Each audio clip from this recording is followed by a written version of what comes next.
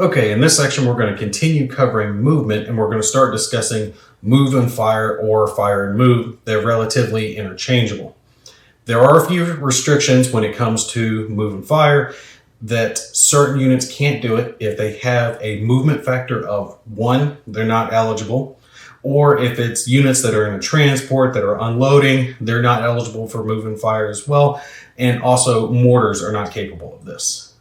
Now, the short version is a unit that wants to take and perform a move and fire action is going to round down its movement factor by half, rounding down, and then perform either move and fire or fire and move.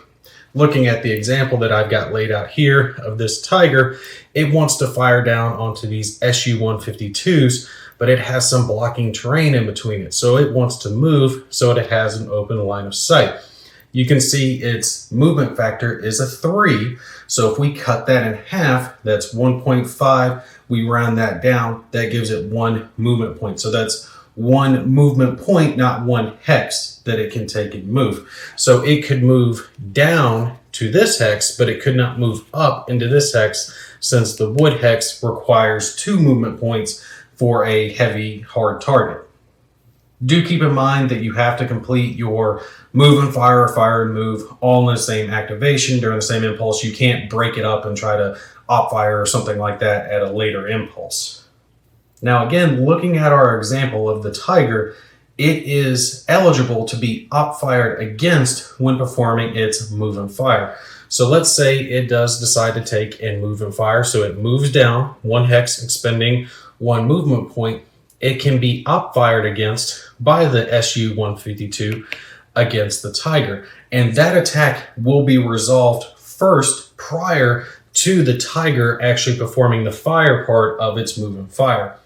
Let's say that the SU-152 actually disrupts the Tiger. At that point, the Tiger's impulse would be over. It would no longer complete any further moves or fire that it was going to do for the rest of that impulse. And of course, you would mark the SU-152 as ops complete.